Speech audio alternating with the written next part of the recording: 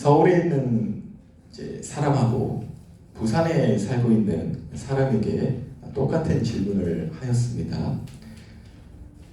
대전을 가려고 하면 동서남북의 방향 중 어디로 가야 합니까? 이 두 사람에게 물어봤어요. 그래서 이제 서울에 있는 사람은 당연히 남쪽으로 가야 합니다 라고 답을 했습니다. 부산에 살고 있는 사람은 당연히 북쪽으로 가야 한다 라고 이렇게 답을 했어요. 근데 대전을 어느 방향으로 가야 합니까? 라는 동일한 질문에 남쪽과 북쪽이라는 정반대의 답을 말했지만 그것이 결코 틀린 답은 아닐 것입니다. 그런데 우리의 삶에서 일어나는 수많은 갈등과 불화, 여러 가지 분쟁들의 그 원인들을 살펴보면 서로의 다름을 가지고 틀림이라 여겨져서 발생하는 일들이 참 많아요. 세대 간의 갈등, 지역 간의 갈등, 정치 간의 갈등, 요즘에 특히 이슈로 막 올라온 건 뭐죠? 젠더, 이성 간의 갈등, 이런 것들이 있어요. 그러니까 자신을 기준으로 해서 나 혹은 우리와 다른 것은 틀리다 혹은 옳지 못하다라고 하는 그 이분법적 사고방식으로 갈등이 일어난다라는 것이죠. 할머니가 할머니의 법으로 엄마가 틀렸다라고 해요. 찬이 이걸 뭐라고 하죠? 혹시 그런 일을 있는지 없는지는 말 안 해도 돼요. 이걸 뭐라고 하는지 아세요?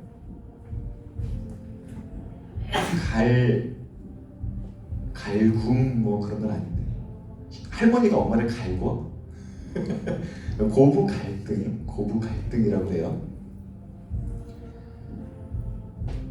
또 며느리의 자신의 기준대로 시어머니가 틀렸다라고도 해요. 그러니까 이걸 이제 고부 갈등이라고도 해요. 자녀들은 자녀들의 법으로 어른들이 틀렸다고 해죠. 어른들은 몰라요. 아무것도 몰라요. 또 어른들은 어른들의 법으로 우리 자녀들이 하고 있는 거 보면은 하나같이 시원찮아요. 뭔가 어설프고 불안하고. 그래서 이런 걸로 인해서 일어나는 갈등이 뭐라고 그러죠? 우리 또 찬이한테 물어볼까? 이제 내년에는 막내를 벗어났잖아요. 텔레파시가 통했어. 세대 갈등, 세대 차이라고도 하겠죠. 정치에서도 그렇고 남자와 여자 간의 갈등에서도 이런 어떤 각자의 자기 기준으로 이분하여 생각나는 그 서로의 다름과 서로의 틀림이 혼용된 채 갈등이 일어난다라는 것이에요. 근데 한번 생각해 보세요. 우리 중학생들은 고등학생들하고도 세대 차이가 분명히 있을 수도 있을 거예요. 고등학생들은 이제 청년대학 선생님들과도 살짝은 세대 차이가 있을 수도 있어요. 근데 고등학생들 고3이 된 우리 채원이가 중1, 2 학생들을 봤을 때는 어떤 생각이 드는지 굳이 제가 물어보진 않겠습니다만 이 자녀들도 나이가 먹어가면서 어떤 마음이 드냐면 선생님 말씀 틀린 거 하나 없다. 어른 말씀 틀린 거 하나 없다. 자신의 위치가 바뀜에 따라서 자기가 틀렸다라고 생각했던 것들이 그것이 결코 틀린 것은 아니었구나라는 그런 또 이해를 하게 된다는 것이죠. 그래서 반드시 다른 것이다. 우리 틀린 것이 아니다. 서로 다른 것일 뿐이다. 이렇게만 또 이해하는 것도 굉장히 분명한 것은 아니에요. 옳은 것은 아니라는 것이죠. 정말 틀렸기 때문에 틀렸다고 하는 것을 저거는 저와 다른 것입니다. 이렇게 이야기를 할 수 있는 것은 아니라는 것이에요. 이처럼 틀림과 다름의 그 수많은 일들이 상당히 복잡하게 얽히고 설켜 있는 게 이 하늘 아래의 이 세상이에요. 틀림과 다름이 아주 복잡하게 얽혀 있다는 것이에요. 예를 한번 들어볼까요? 여러분들은 순결에 대해서 어떻게 생각하세요? 순결. 우리 친구들도 이제 성교육이나 여러 가지를 배우실 텐데 이 순결을 지켜줘야 하는 것일까요? 순결을 지켜줘야 한다. 혼전 순결을 말하고 혹은 혼외 순결을 말하는 것이에요. 순결 지켜야 된다. 손 한번 들어볼래? 순결, 혼전 순결 지켜줘야 된다. 그럼 지키지 않아도 된다. 아, 목사님 어떻게 그렇게 이분에서 설명하니까 때에 따라 다르죠. 이런 거예요? 때에 따라 달라요? 지켜줘야 한다는 사람들도 있고 지키지 않아도 된다라는 사람들이 있는데, 사실 어떤 면에서는요, 거의 99.99%의 모든 사람들은 지켜줘야 한다는 생각을 갖고 있어요. 혼전 순결이든 혼외 순결이든. 근데 그러면 어디까지가 순결을 지키는 것일까요? 여러분들 나중에 성인이 되고 나면 남자친구 여자친구 생길 거잖아요. 어디까지가 순결을 지키는 걸까요? 손 잡는 것까지는 괜찮다. 손. 에이, 그게 뭐 순결입니까? 여러분들 모르나 본데 남자 여자 이렇게 같이 앉아있으면 애기 생겨. 그래서 이렇게 우리 떨어뜨려 놓은 거야. 거짓말 같아? 25일날 동정녀 마리아 어떻게 임신했어요? 아무것도 안 했어. 아, 찬이 미안해요. 이게 다 알고 있다고요? 볼에 뽀뽀하는 것까지는 괜찮다. 연애하면서 그거는 순결하고는 상관없는 거다. 우리 서론이 생각은 어때요? 남자친구 여자친구 사귈 때 볼에 뽀뽀하는 것까지는 순결을 못 지키는 것은 아니다. 아, 그런 것 같아요. 오케이. 자기 주장을 분명히 가졌으면 좋겠어요. 여러분들에게 지금 그거 틀렸다 달랐다 그 이야기 하는 거 아니에요. 만지작까지는 괜찮다. 이런 사람들도 있대요. 그리고 어떤 분들은 몸은 서로 나누어도 마음만 주지 않으면, 난 몸을 준 거지 마음까지 준 거 아니야 막 이러면서 바람 피는 것을 정당화하는 사람들이 있어요. 영혼만 빼앗기지 않으면 된대. 영혼만. 말이야 뭐야. 근데 물론 이제 그 어떤 성적인 관계에 있어서 보통 여성분들이 피해를 받는 일들이 거의 대부분이죠. 물론 남자도 피해를 받기도 합니다. 근데 여성분들의 입장에서 어떤 성적인 피해를 당했을 때에, 그때에는 이 성적 순결을 몸은 빼앗겼지만 그에 대한 마음은 지켰기 때문에 저 사람은 성적 어떤 순결을 잃은 것이다라고 감히 판단할 수 없다라는 것이에요. 그렇죠? 상당히 복잡한 문제예요. 어떤 면에서는 뭐야 여러분들 하룻밤 만나가지고 그렇게 몸 나누고 난 마음 준 거 아니야. 내 마음은 내 남편한테 있지. 막 이런 식의 이야기를 들으면 되게 웃기기도 하지만, 성적인 피해를 받은 분에게 당신은 그 마음의 정도를 지켰기 때문에 순결을, 물론 몸에 많은 순결에 대한 상처를 입었지만 어떠한 그 죄됨으로 여기지 않는다라는 것이죠. 상당히 복잡하죠, 여러분들. 혼전 순결을 어떻게 해야 하는 것이지? 우리 청년대학 선생님들은 어떻게 생각하는지도 궁금하네요. 전호천 전사님께 한번 여쭤보세요.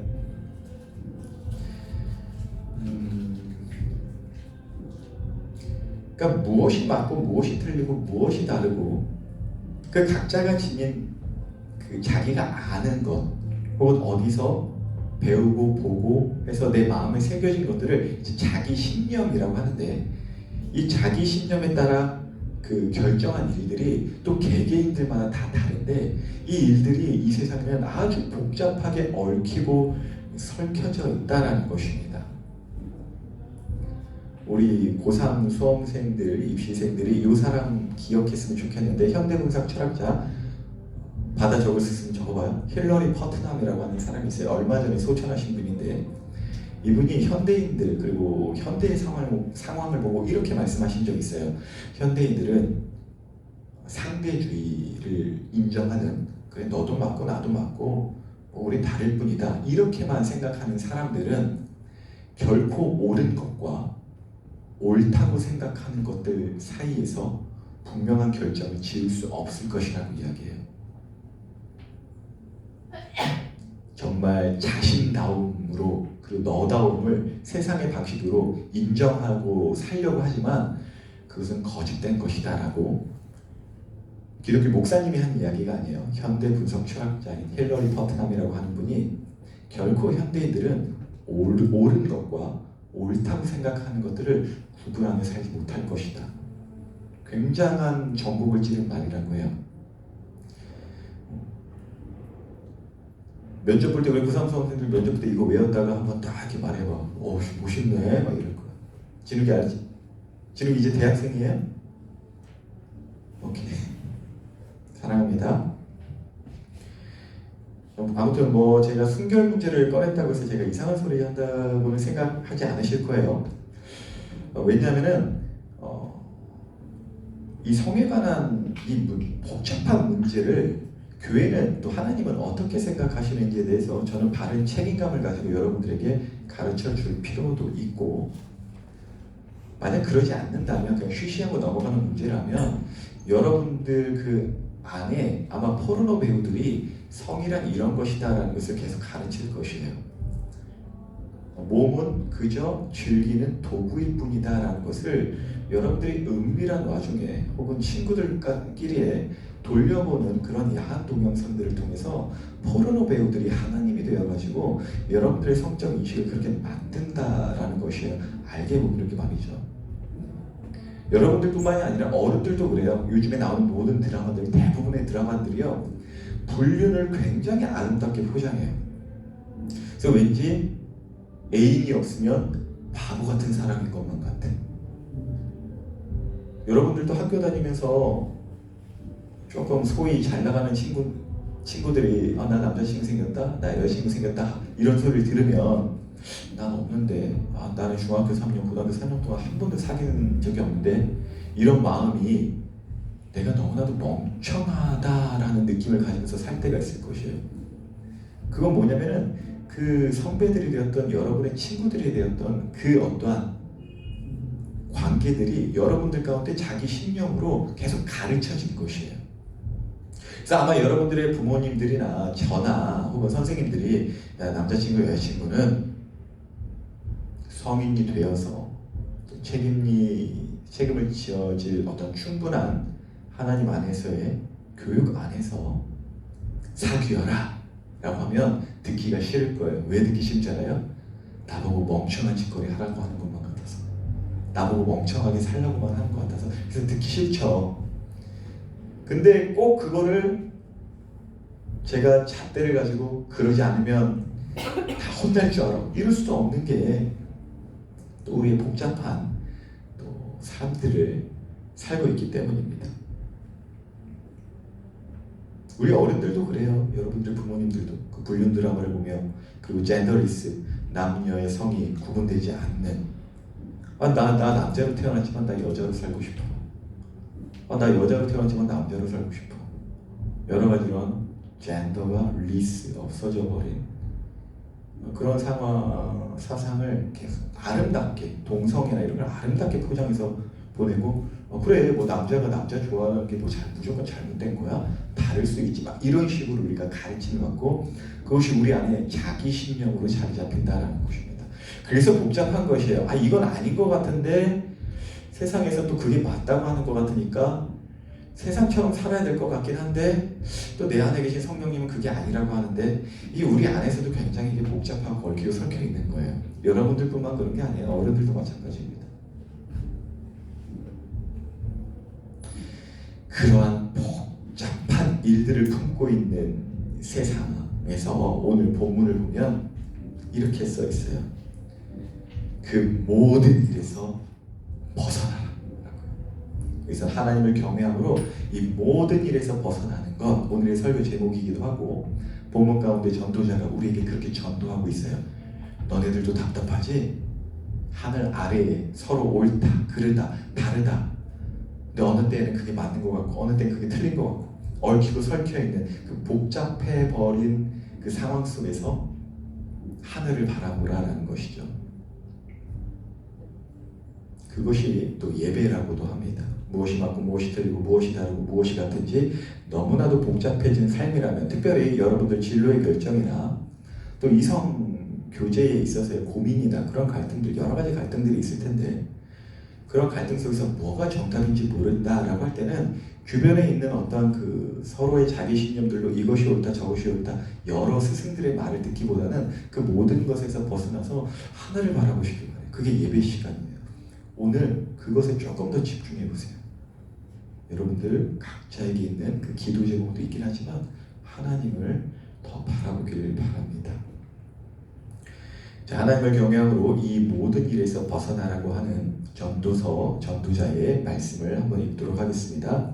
전도서 7장 16절에서 18절입니다. 제가 읽을게요.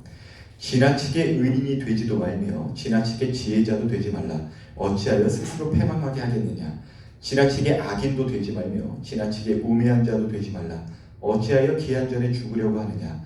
너는 이것도 잡으며 저것에서도 네 손을 놓지 아니하는 것이 좋으니 하나님을 경외하는 자는 이 모든 일에서 벗어날 것이니.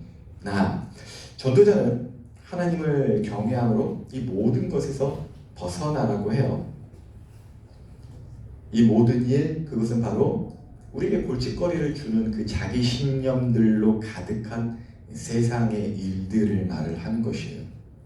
여러분들 제가 몇 번이고 설교 가운데 신념과 믿음을 구분하여서 가르쳐 드린 적이 있을 것이에요. 신념이란 내가 아는 것을 기반하여 형성된 내 마음에 있는 태도나 어떤 가치관들을 말해요. 신념이란. 믿음이란 내가 아는 것이 아닌 내가 모르는 것을 기반으로 선택하거나 결정하는 태도나 가치관을 말해요. 자, 성경의 예를 든다면 다음 장 넘겨주시겠어요? PPT. 또 PPT 넘겨주세요. 자, 누가복음 5장에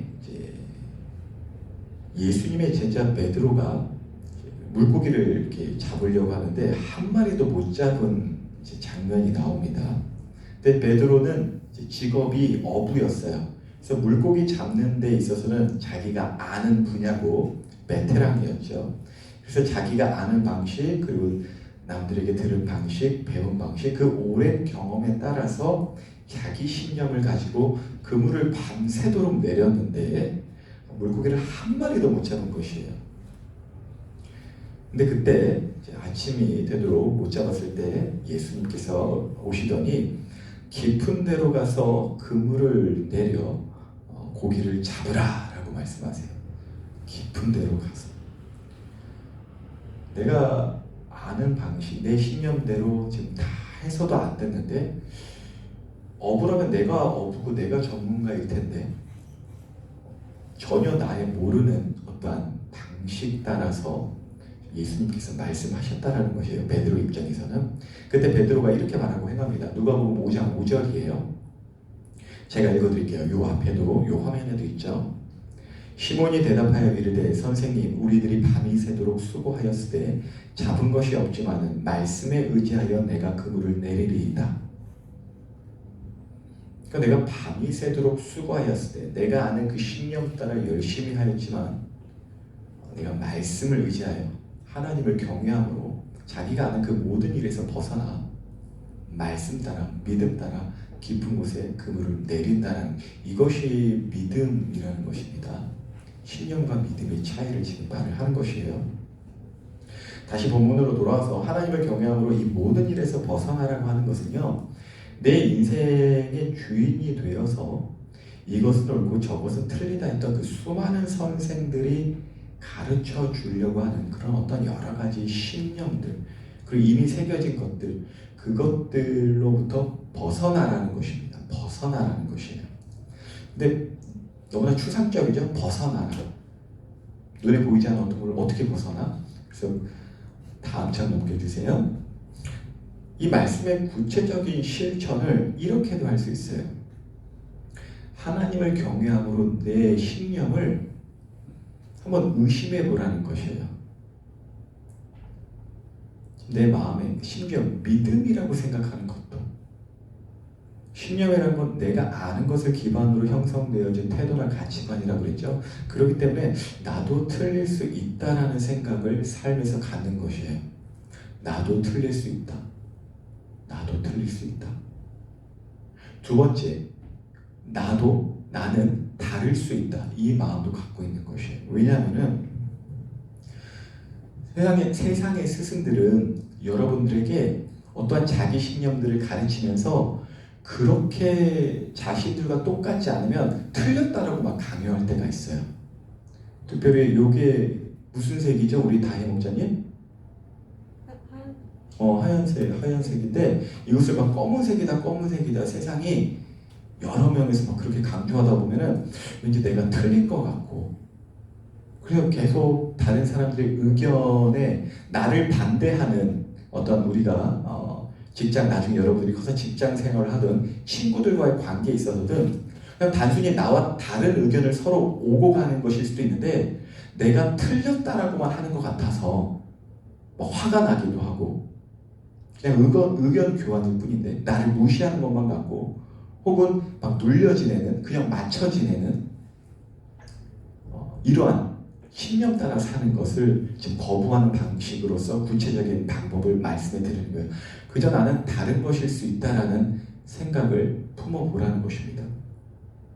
세 번째, 내가 모르는 것이 있을 수 있다라는 것입니다. 세상은 내가 모르는 것이 너무 많아서 두렵지만 하나님을 신뢰함으로 내가 모르는 것이 여전히도 있기 때문에 호기심이 생기고 설레이는 거예요. 여러분들 롤플레잉 게임 같은 거나 스토리가 있는 게임들을 하면은 너무나도 재밌는 게임을 하다 보면은 이 게임의 플레잉 타임이 다 될 때까지가 너무 아쉬울 때가 있어요. 혹은 영화를 볼 때도, 드라마를 볼 때도 이야기가 좀 더 길어졌으면 좋겠는데, 왜냐하면 그 다음 이야기는 내가 모르는 이야기들이지만 그 모르는 것들이 나에게 두려움을 주기보다는 나에게 호기심을 주고 또 나에게 즐거움을 주고 나에게 기대감을 준다는 것이에요. 그러니까 하나님을 신뢰함으로 앞날에 내가 어떻게 될지 잘 모르겠다.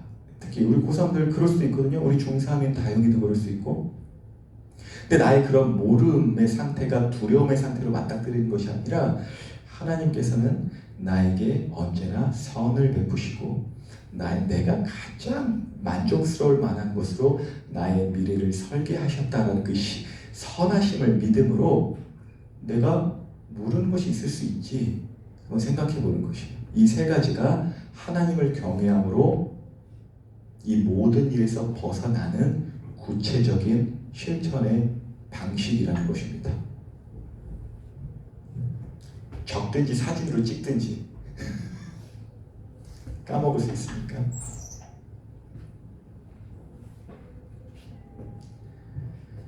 자, 그런데 이 실천에 있어서 주의할 것이 있어요.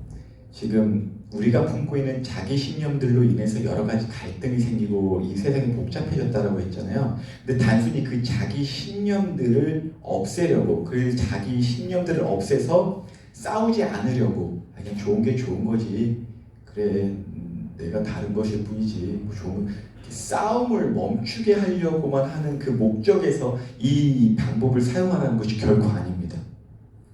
왜냐면 우리 기독교는 단순히 갈등을 회피하거나 어찌됐건 좋은 게 좋은 거라는 그 화평, 거짓된 화평만이 목적을 두고 있는 종교가 아니기 때문에 그래요. 그러니까 우리 예수님께서도 만약에 이러한 태도가 맞다라고 하셨으면 자신을 반대하는 바리새인이나 서기관들을 향해서 그래, 네 말도 맞는 것 같다, 혹은 너도 옳다, 사두개 네 입장은 네 입장은 맞다, 근데 나도 맞다, 막 이러면서 우리 사이좋게 지내자, 이렇게 하지 않으셨다라는 것이에요. 우리 예수님께서는 오히려 불을 던지러 왔다라고 하셨죠. 누가복음 12장 51절. 오케이, 다음 장 넘겨주시겠어요? 내가 세상에 화평을 주려고 온 줄로 아느냐? 내가 너에게 이르노니 아니라 도리어 분쟁하게 하려 함이로라. 그러니까 우리가 앞서 하나님을 경외함으로 이 모든 일에서 벗어나는 것에 대한 구체적인 실천으로 내가 틀릴 수도 있다. 나는 다른 것일 뿐이다. 마지막으로 내가 모르는 것이 있을 수 있다는 이 구체적 실천의 중요 목적이 그저 현생에서 일어나는 갈등을 회피하고 무마하려고 하는 방식으로 사용되려고 지금 이런 것이 아니라는 것이에요. 하나님을 경외함으로 이 모든 일에서 벗어나는 것은 나의 신념을 넘어서 하나님의 신념을 갖기 위해서입니다. 하나님께서 아시는 것으로. 우리가 아까 신념과 믿음을 구분했죠. 신념이란 뭐라고 그랬죠? 아는 것을 기반하여 갖추어진 생각과 태도와 가치관이라고 그랬어요. 그럼 하나님의 신념이라는 것은 하나님께서 아시는 것으로 내 마음의 선택과 결정과 태도와 가치관을 갖는 것이에요. 그러니까 사람들의 신념들이 아니라 하나님의 신념을 갖기 위해서 지금 이러한 것을 한다라는 것이에요. 하나님의 깊은 것까지 아시는 그 성령님께서 내 마음에 자리 잡게 하는 거. 이것을 이제 기독교의 용어로 성령 충만이라고 하죠. 그러니까 지금 말한 내가 틀릴 수도 있다. 혹은 나는 그저 다른 것일 뿐이다. 혹은 내가 모르는 것이 있을 수 있다라는 이 태도, 삶에서 여러분들 그 순간순간마다 가진 이 태도는 성령의 충만하심을 구한다는 것이에요. 하나님을 아시는, 깊이 아시는 성령님께서 내 마음에 거하십시오. 기도도 기도지만 내 마음의 기도를 그렇게 하는 것이에요. 내 생각이 그렇게 생각하는 것이에요. 전심으로 기도하는 것이죠. 그냥 갑자기 어느 날 뿅 하고 막 불 떨어져가지고 성령 충만함이 팍 입혀지는 것, 물론 그런 것이 있을 수도 있긴 하겠지만 하나님은 그것은 순간순간 정말 위태할 때만 사용하신 것 같아요. 물론 제 말이 이게 꼭 정답은 아닙니다. 근데 전체적인 면에서 봤을 때 일상에서의 성령 충만은 내가 틀릴 수도 있다. 혹은 나는 그저 다른 것일 뿐이다. 혹은 내가 모르는 것이 있을 수 있다. 그래서 기대된다. 이거라는 것이죠. 사실 모든 사람이 이것을 얻길 원해요. 성령 충만함. 사실 그 세상 사람들은 성령 충만함을 용어도 모르고 하나님을 어떻게 찾는 것인지도 모르기 때문에 이렇게 말하게 돼요. 너무나도 복잡해져 버린 세상, 옳고 틀리고 뭐 이게 뭔지 몰라. 뭐라고 해요? 세상 사람들이 테스 형 세상이 왜 이래? 근데 그게 기도예요. 그게 기도. 예수님이 옛자를 안 들어봤으니 테스 형 왜 이래는 어무한 시절 지낼 때 그런 풍경 보시며, 채민아 좀 안타까우면 같이 불러줄래? 탄식하는 분 있네. 탄식하신다. 누가? 성령이 오셨네. 성령이 오셨네. 안타까우면 같이 불러달라고 이 똥강아지들. 테스 형 왜 이래 라는 그 세상 사람들의 말도 여러분들 모든 피조물이 하나님을 바란다는 로마서의 기록대로 신음소리라는 것이죠. 근데 우리 교회 다니면 우리도 그런 게 있어요. 단지 우리 그것을 하나님을 갈망함으로 성령의 충만함을 구한다라고 하는데 사실 너무나도 추상적이잖아요. 막 박수 막 치면서 성령 임해라 임해라 임해라 뭐 그럴 수도 있지. 사람마다 뭐 내가 그걸 다 단정 짓는 건 아닌데 여러분 시대에 있어서는 나의 시대를 포함해서 모든 시대를 통해서는 이 세 가지 뭐죠? 이제 이렇게 강조했으면 기억도 날 거야. 자, 진웅이부터 첫째 어떻게 하라고 했지? 지금 대학생 됐다고 지금 청소년 무시하는 거예요? 깜짝 놀랐죠? 오케이. 우리 동혁이가 말했죠. 첫째 뭐라고 했죠? 그렇지, 멋있다. 채민이 둘째 뭐라고 했죠?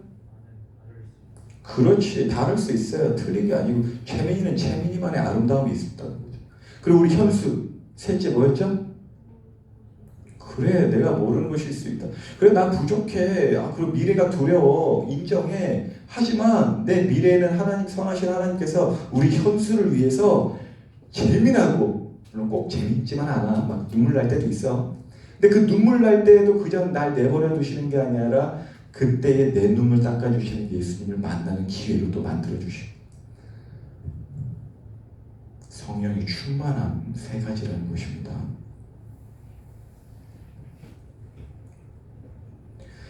본문의 전도자가 우리와 다를 바 없는 허무한 날을 살면서 이것을 느껴서 그렇게 선포하는 것이에요. 본문 15절입니다.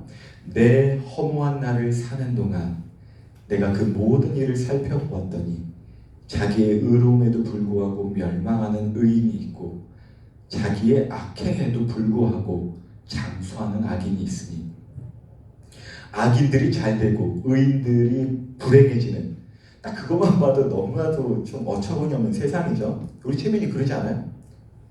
너무 복잡해요. 우리 세상이 왜 이래 테스 형. 지금 제가 긴 시간 동안 말한 걸 전도자는 이렇게 딱 짧게 치는 거예요. 악인이 잘 되고 의인이 불행해 버리는 이 복잡해 버리는 세상, 이걸 허무한 날들이라고 하면서 오늘 우리에게 하나님을 경외함으로 이 모든 일에서 벗어나라라고 말씀을 해주고 있다는 것이죠. 근데 여기서 조금만 우리 조금만 너무 드라마틱한 거 말고 우리 일상은 드라마틱한 거보다는 좀 밋밋한 맛이 있잖아요. 좀 심심한 맛, 그런 맛, 그런 일상에서의 성령 충만을 조금 더 염두하고 이런 이야기를 더 해보고 싶어요. 보통 사람의 신념과 위반되는, 그러니까 상식과는 어긋나는 일들이 세상에 일어날 때 우리는 정말 탄식이 나와요. 내 신념, 내 상식하고는 다른 일들이 일어났을 때 악인이 잘 되거나 의인이 막 불행하거나. 근데 가만히 생각해보면 악인들의 잘됨이나 의인들의 불행도 괴롭지만 그 선악을 떠나서 그냥 남의 잘됨과 비교되어 사는 나의 불행이 더 괴로울 때가 많은 게 우리 일상이에요. 그러니까 세상에서 얼마나 억울한 일을 많이 당하겠느냐. 물론 많이 당하면서 평생을 사는 분들도 있겠지만 우리가 평범하게 일상을 살면서 느끼는 괴로움은 뭐냐면은 악인이 되었든 의인이 되었든 걔네들은 잘 되었는데 나는 지금 왜 이러고 사나라는 것에서 오는 괴로움이라는 것이에요. 저는 그랬다는 거예요. 정직하게 하나님 앞에서 봤을 때. 그래서 더 괴로워요. 왜 그러냐면 악인의 잘됨이 너무나 괴로워요. 그래서 내가 어떤 재미로 살았냐면 그 악인을 씹는 재미로 살았어. 여러분들 뭐 뉴스에 보면은 비리 저지르고 뭐한 사람들이 막 잘 되다가도 뭐 이렇게 막 이상한 모습들 보면 야 저거 세상이 진짜 더러워 막 이렇게 맛있게 냠냠냠냠 씹는 재미로 그나마 씹는 재미로 살았거든. 그러니까 그 잘된 악인의 악을 지적하며 사는 재미를 가진 것으로 나의 삶을 좀 버텨왔는데 그 악인 안에 있는 죄성이 내게도 있다는 게 딱 느껴질 때는요, 그 악을 지적하는 것도 더 이상 재미가 있지 않을 때 너무나 괴로워진다는 것이에요.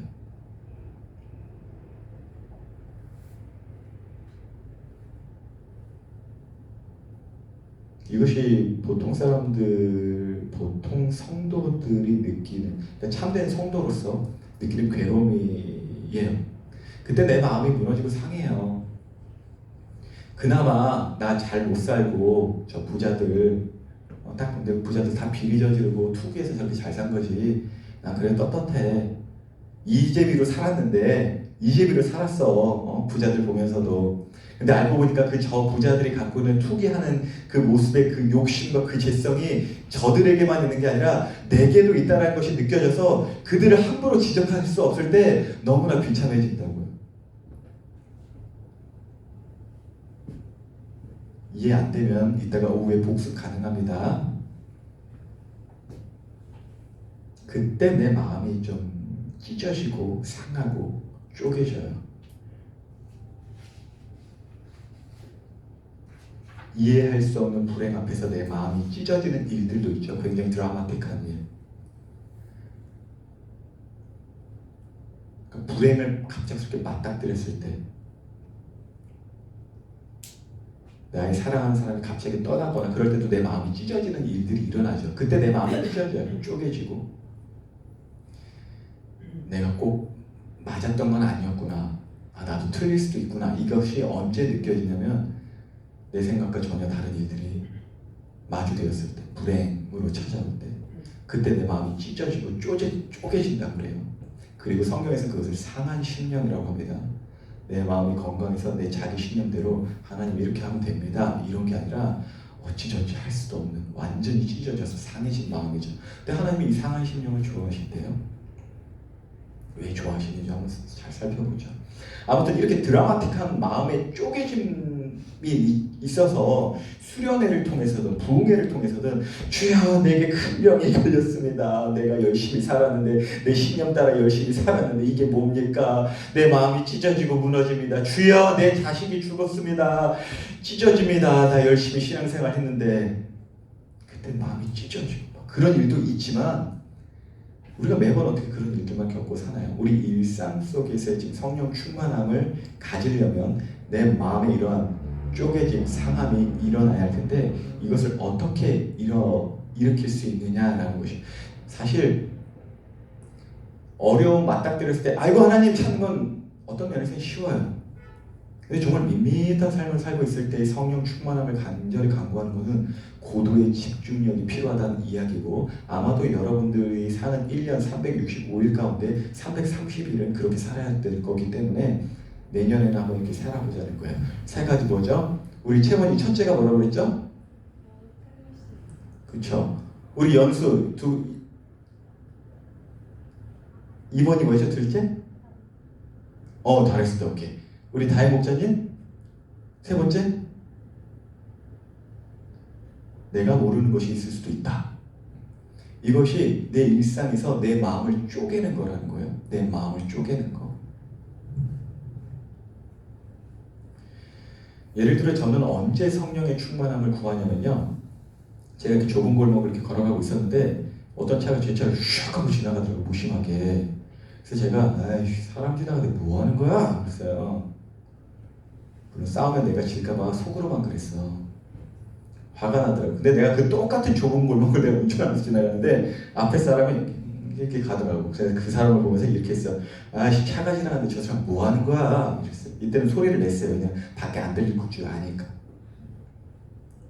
참 개인적이고 옹졸한 모습이라고 볼 수 있죠. 입장이 바뀐 똑같은 상황과 장소인데 운전자와 보행자의 그 입장 차이로 인해서 서로의 오름을 내 안에서도 두 가지 기준이 막 일어나는 것이죠. 근데 생각해보면 꼭 그게 틀린 이야기는 아니잖아요. 차가 있으면은 사람이 있으면 차가 조심히 지나가는 게 맞는 말이고 내가 틀린 소리 한 거 아니야. 그리고 차 운전 이렇게 가고 하면은 보행자도 서로의 그 안전을 위해서 좀 조심해 주는 거 틀린 이야기 아니라는 것이에요. 그래서 꼭 내가 이기적이었다라고 말할 수 없는 억울함도 있어요. 내가 이 말을 하면서 목사님이 사는 일상을 지금 이야기하는 거예요. 꼭 내가 틀렸다고도 할 수 없는데 그렇다고 조금 대범한 것 같지도 않고 이런 상황 가운데서 내 마음을 쪼개는 것이에요. 나도 틀릴 수 있다. 나는 그저 다른 것뿐이다. 운전자로서 느껴지는 나의 그 주장을 지지해 주는 거죠. 내 감정. 나는 화난 거다. 이 화난 게 잘못된 게 아니라 난 정당한 게 화난 거다. 하지만 또 나는 내가 틀릴 수도 있다. 저 사람 입장에서는 내가 나를 이렇게 차가 조심해 주길 기대한 어떤 그런 오름의 기준에서 내가 틀릴 수도 있다. 혹은 내가 모르는 것이 있을 수 있다. 이러한 어떠한 그러한 나의 생각이 기도가 되어서 일상에서 계속 이루어진다는 것이에요. 너무나도 밋밋한 삶 속이지만 지금 예를 든 그 삶 속에서 저는 그렇게 성령의 충만함을 쉬지 않고 기도한다는 것이에요. 쉬지 말고 기도하라는 것이 이것이에요.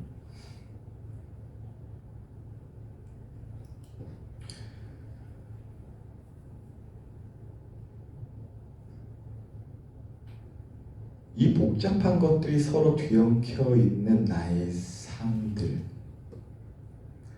이것에 대해서 그래서 전도자가 본문에 이렇게 말을 하는 것이 전반부에 지나치게 의인이 되려고 하지도 말고 지나치게 악인이 되려고 하지도 말라 이렇게 선포하는 것이죠. 근데 이 말씀을 현상만으로 보면은 이렇게 들릴 수도 있는데 이건 아니에요. 그러니까 적당하게 무난하게 중간만 해라. 좋은 게 좋은 거지. 이것은 결코 아니라는 것이에요. 이게 뭐냐면 이 말씀은요 사실 우리에게 강제적으로 하나님의 신념을 가져라. 네 신념 다 버리고 나의 신념을 가지라. 또 내 설교만 들으면 그렇게도 들릴 수도 있는데 둘 다 아니에요. 지나치게 악인이 되지도 말고 지나치게 의인이 되지도 말라라는 그 전도자를 통한 하나님의 마음에는요 너무나도 은혜로운, 우리를 어떻게 지금 보고 계신지 여기시는지 알 수 있게 하는 진짜 너무나도 사랑스러운 말씀이에요. 이 말씀이요. 그러니까 이 말씀은요 하나님은 우리를 있는 그대로 용납하시고 그 있는 그대로 사랑하신다는 말씀이에요. 사실 우리가 하나님께 언제 감동을 느끼냐면요 우리를 있는 그대로 용납하실 때입니다. 그때 우리가 하나님께서 감동을 해요. 여기서 말하는 있는 그대로란 정말 말 그대로 있는 그대로예요. 근데 우리를 감동케 하시는 이 하나님의 그 있는 그대로 사랑이 언제부터 기록되냐면 여러분들 조금만 집중해서 잘 들으세요. 성경 시작부터 지금 기록되어 있는데 첫사랑인 아담과 하와가 선악을 알게 하는 그 열매를 먹어요. 그래서 자기 신념을 갖게 돼요. 자기를 기준으로 선과 악을 알게 되죠. 그것이 성경에는 눈이 밝아졌다라고 해요. 그래서 아담과 하와에게 일어난 일이 뭐였냐면 자기를 있는 그대로 용납하지 못했어요. 그리고 서로에게 있는 그 모습도 용납하지 못해서 무슨 일이 있었냐면 나뭇잎을 해와서 옷을 지어서 입었어요.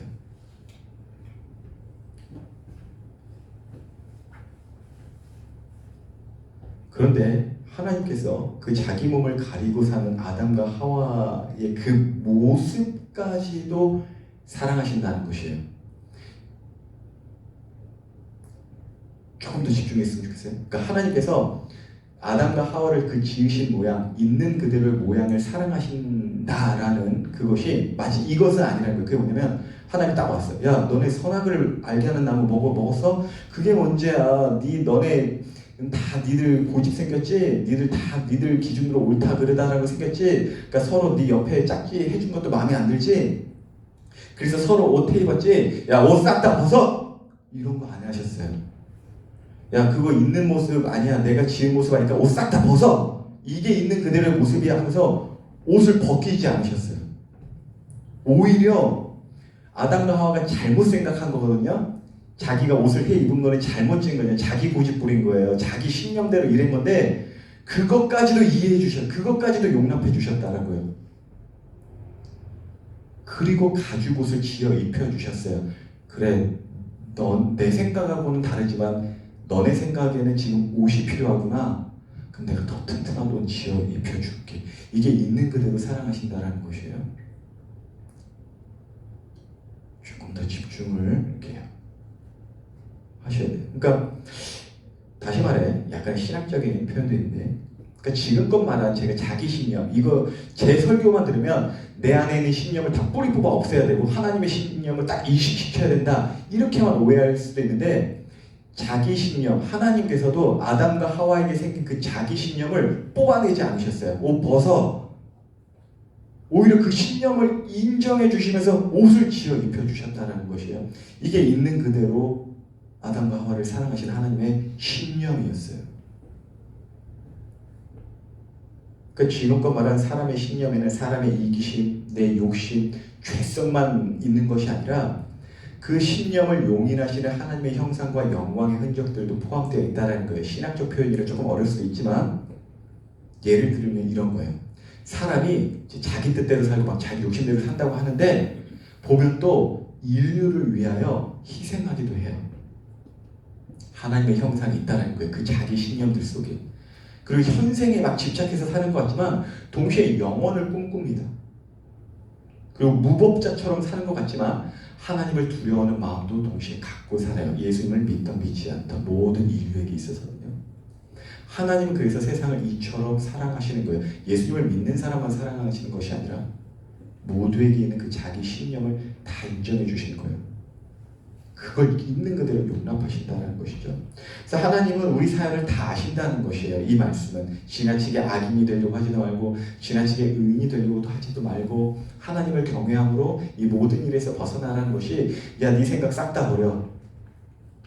하나님의 생각으로 이식돼야 돼. 이것이 아니라 그 자기 신념을 용납해 주시면서 하나님의 신념을 가르쳐 주신다는 것이에요.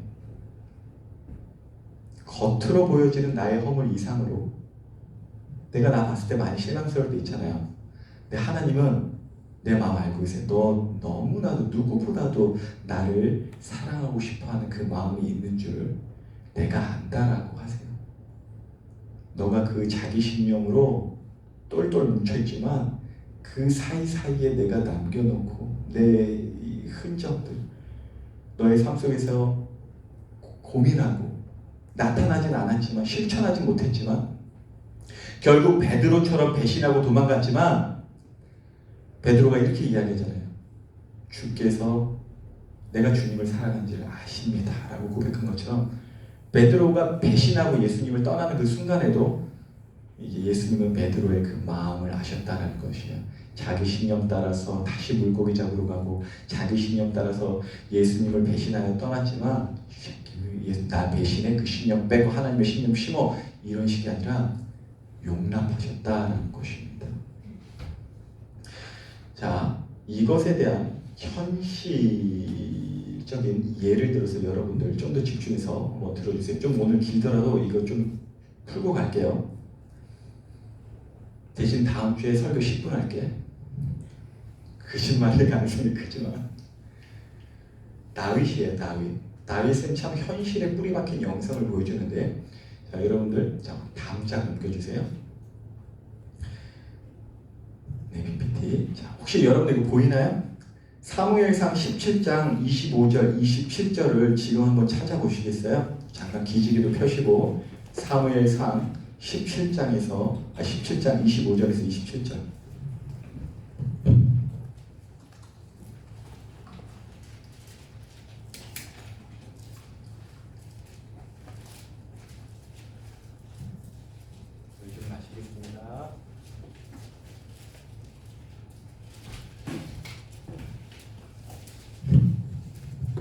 자, 사무엘상 17장 25에서 27절입니다. 화면에도 있는데요. 사무엘상 17장 25에서 27절. 자, 제가 읽을게요. 여러분들 눈으로 읽고 목소리 내어서 읽어도 좋아요. 자, 읽겠습니다. 시작. 이스라엘 사람들이 이르되 너희가 이 올라온 사람을 보았느냐? 참으로 이스라엘을 모욕하러 왔도다. 그를 죽이는 사람은 왕이 많은 재물로 부하게 하고 그의 딸을 그에게 주고 그 아버지의 집을 이스라엘 중에서 세금을 면제하게 하시리라. 다윗이 곁에 서 있는 사람들이 말하여 이르되 이 블레셋 사람을 죽여 이스라엘의 치욕을 제거하는 사람에게는 어떠한 대우를 하겠느냐? 이 할례받지 않는 블레셋 사람이 누구이기에 살아계시는 하나님의 군대를 모욕하겠느냐? 백성이 정거같이 말하여 이르되 그를 죽이는 사람에게는 이러이러하게 하시리라 하니라. 다윗이 골리앗 앞에 서기 전의 장면인데, 골리앗 앞에 선 장면, 난 만군의 여호와의 이름으로 선노라라고 하는 그 멋진 장면, 참 멋있죠. 믿음으로 선 것이죠, 진짜. 근데 믿음으로만 선 것도 아니었어요. 하나님을 욕되게 하는 것에 대해서 분하고 담대한 믿음으로 선 것도 맞는데 자기 신념도 있었다는 것이에요. 다윗의 사연, 다윗의 욕심, 다윗의 서러움, 다윗의 야망이 뒤섞인 자기 신념으로도 골리앗 앞에 섰다라는 것이에요. 그게 여기서 이렇게 나와요. 다윗의 관심이 하나님을 모욕하는 저 골리앗을 향한 의로운 분노만 있었던 것이 아니라 저 골리앗을 물리치면 세금이 면제되고 높은 자리에 앉고 왕의 사위가 되게 해준다는 그 대우, 그 혜택에도 굉장히 솔깃했던 것이에요. 그래서 여러분들, 특별히 신앙인들 가운데 내가 너무 어떤 직업이나 직장을 선택하는 데 있어서 내가 너무 현실적으로 너무 내가 돈만을 생각해서 이 길을 선택하는 건 아닌가? 혹은 저 길을 선택하는 건 아닌가? 혹은 내가 너무 명예만을 생각하는 건 아닌가? 막 이런 생각들 때문에 이러지도 저러지도 못하는 상황에 처할 수도 있어요. 특별히 신앙을 가지는 사람, 신실하려고 정말 의인이 되려고 하는 그 소망이 있는 사람들에게는. 근데 지나치게 의인이 되려고 하지도 말고 지나치게 악인이 되려고 하지도 말라는 건 뭐냐면은 너의 그 자기 신념을 하나님은 정죄하지 않으신다라는 것이에요. 있는 그대로 봐주시겠다는 거예요. 돈 밝히는 사람으로만 보지 않으세요. 그건 우리 생각이고, 명예만 밝히는 사람 그렇게 생각하지 않으신다. 이건 내 신념이에요. 하나님의 신념은 하나님의 아는 것으로 하나님이 가지신 태도는 뭐냐면 왜 제가 돈만 밝히는지 아세요. 그래서 그 삭개오를 용납해 주시는 것이에요. 이스라엘 사람들은 자기 신념 따라서 저 돈만 밝히는 삭개오라고 해서 멀리했거든요. 부정한 사람, 하나님 안 믿는 사람, 막 이런 식으로 생각했거든요. 근데 도리어 예수님은 하나님의 신념으로 저 삭개오가 왜 저렇게 살 수밖에 없는지에 대한 그 사연을 아심으로 인해서 그 아는 것을 기반으로 그 사람을 용납하셨다는 것이죠. 여기서 보면 다윗을 보고 하나님께서 봐라 다윗, 순수한 줄 알았는데, 나 때문에 쓴 줄 알았는데 골리앗 이기면은 왕 사위 되고 세금도 면제당하고 순수하지 않네, 이렇게 여기지 않으시고 하나님은 내 마음에 합한 자라고 하셨어요. 여러분들 성공하고 싶다, 뭐 하고 싶다 이런 거에 있어서 스스로를 너무나 학대하지 마세요. 3% 내세요. 3%. 나 1% 낼게. 이게 욕심이다? 남들의 자기 신념으로는 욕심을 할 수 있겠지만 나는 내가 틀린 것일 수도 있다. 나는 다른 것일 수도 있다. 내가 모르는 무엇이 있다. 하나님의 언약을 기반하여 하나님이 나 그렇게 지으신 거야 라는 담대함으로, 그러나 결코 교만하지 않고요. 내가 잘나서 상위 1%가 되는 것이 아니라 하나님이 나 그렇게 지어서 나머지 99%를 섬기는 사람이 되라는 그 사명감을 갖고 성공하고 싶은 것이죠. 돈 많은 직장 선택할 수 있다는 것이죠. 하나님은 하나님을 참으로 사랑하고 또 사랑하고 싶어하는 다윗의 마음을 아셨어요. 동시에 그의 움직임 가운데 형들한테도 무시당하고, 사무엘 앞에서 기름 부음도 맨 마지막에 이루어지잖아요. 집안에서도 무시당하고, 그런 것들을 인정을 하시고 용납해 주셨다는, 이것이 있는 그대로의 사랑을 말합니다. 있는 그들의 사랑이란 무엇인지. 그래서 매 순간 우리가 그 하나님을 경외함으로 이 모든 일에서 벗어나는 구체적 그 세 가지 실천을 여러분들의 삶 속에서 매일 그렇게 매 순간 해보는 것이에요. 조각조각 내 마음을 그냥 불행한 일이 터졌다고 해서 내가 틀렸나 봐 이러기 전에, 어떤 불행한 일이 있기도 전에 매 순간에 있어서 내가 틀릴 수도 있다. 먼저 내 마음을 먼저 쪼개보는 거예요. 하나님의 강제로 내 마음을 찢어 만드시는 일을 당하기도 전에 억지로 회개하지 말고 막 수련의 그 힘든 일 결국 그거 겪어서 막 기도원 가지 말고, 그래서 기도원 가는 것도 멋진 일입니다. 상대적으로 너무 그분들 비난하는 거예요. 저도 그랬어요. 막 여름 수련회 가서 막 콧물 눈물 흘리면서, 그러지만 말고 매일 부흥회로 지낼 수 있는 방법은 뭐냐면 내 삶에서 내 마음을 쪼개는 거예요. 말씀 쪼개지 말고 내 생각으로, 말씀으로 내 마음을 쪼개라는 것이에요. 근데 그것이 구약의 제사에 나와 있어요. 구약의 제사는 아브라함이 짐승들을 막 쪼갰어요. 죽여가지고. 그럼 거기에 하나님의 불이 팍 떨어져요. 그리고 그 쪼개진 고기 사이로 하나님의 영이 거니셨다라고 해요. 그러니까 앞서 말한 지금 그 세 가지가 무슨 방식이냐면 예배예요. 삶에서 드려진 예배예요. 내 마음을 쪼개어서 성령님께서 내 마음에 거니시게 하는 구체적인 실천을 오늘 여러분들과 나눴다라는 것이죠.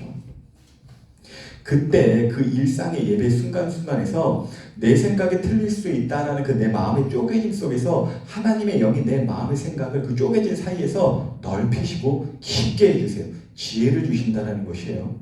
그리고 또한 있는 그대로의 나를 받아주신 그 하나님의 사랑을 믿고 그저 세상이 정의하는 나로 끌려다니면서 사는 것이 아니라, 정죄당하는 것이 아니라, 눌림당하는 것이 아니라,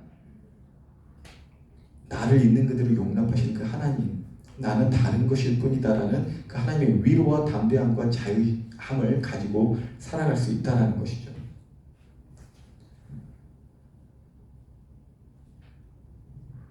여러분들, 하나님께서는 이 일을요, 교회에서만이 아니라 온 땅을 교회로 삼으시는 하나님께서는 이 일을요, 온 시대에 지금 일으키고 계세요. 이게 상담학에서는 자기 분화라고도 하고, 교육학에서는 메타인지라고도 합니다. 내가 틀릴 수도 있다. 내가 모르는 것이 있을 수도 있다. 난 다른 것이 있을 뿐이다. 근데 그게 지금 보면 온 방송국이나 보면 요즘에 막 상담도 많이 늘어나고 막 그렇게 막 있잖아요. 이게 이렇게 하면 세상 거 따라하는 거 아니야? 그게 아니라 하나님은 이 교회의 주인만이 아니라 온 땅의 주인이시거든요. 모든 사람들이 지금 그렇게 치유하고 계신다는 것이에요. 그래서 지금 제가 인간의 어떠한 그러한 강의를 한다기보다는 지금 하나님께서 인간이 하는 활동을 지지하고 있다라는 것이에요. 그래서 여러분들 기도도 기도지만 성령의 충만함을 구한다라고 하지만 그게 뭐 틀렸다는 게 아니라 언제든지 매일 일상에서의 삶의 예배, 세 가지의 실천, 그리고 상담도 받아볼 수 있으면 받아보시고, 몸 아프면 병원 가야 할 수도 있는 것이에요.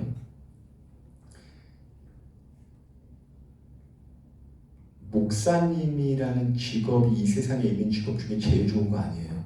제일 선한 것도 아닙니다.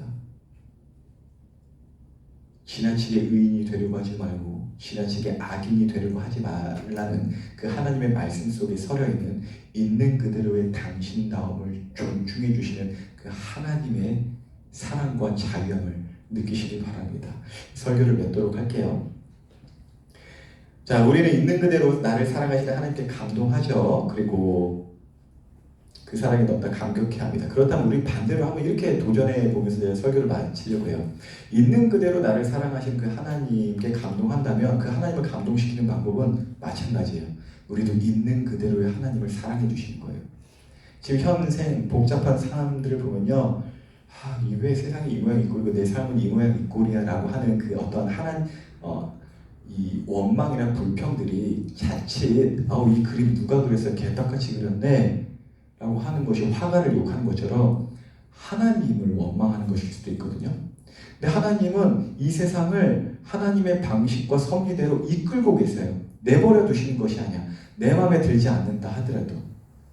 그래서 우리도 있는 그대로 하나님을 사랑해 드리는 것이에요. 우리도 있는 그대로의 나를 사랑해 주시는 하나님께 감동하잖아요. 그럼 우리 또한 있는 그대로의 하나님을 사랑해 드리자라는 것이에요. 그때 하나님이 감동하신다는 것이에요. 그때 감사와 기쁨의 실천이 가능한 것이죠. 또한 우리를 있는 그대로 사랑하시지만 있는 그대로 내버려 두지 않으십니다. 다윗으로 하여금 야망을 품는 사람으로만 남지 않으시고 성전을 바라보며 하나님을 앙망하는 사람으로 그의 일생 동안 빚어가세요. 그렇기 때문에 우리도 그냥 이 세상 이 모양 이 꼴이다, 그냥 하나님의 뜻이겠지 이렇게만 있는 그대로 받아들이기보다는 뜻이 하늘에서 이루어진 것 같이 하나님의 뜻이 이 땅에서 나를 통해 이루실 것이다 라는 원대한 대망을 품고 마음껏 꿈꾸며 살아보는 것이에요. 내 마음에 뭔가 마음에 안 드는 게 있어? 내 신념, 하나님의 신념 그 사이에서 교제하면서 정치에 불만 있는 사람 있어요? 혹시 여기? 정치에 불만 있다? 정치인 되시고 교육에 좀 문제가 있다. 교육자 되시고 목사님 오늘 설교 평소에도 그랬지만 설교 너무 길다. 목사님 되세요. 여러분들 불만에 여러분들의 소망이 있길 바랍니다. 주님께 감동되고 주님을 감동시키는 삶 그리고 주님께 감사하고 또 주님께 칭찬받는 우리 모든 청소년 되시길 예수님의 이름으로 축복합니다. 옐로우 페이퍼 하도록 하겠습니다.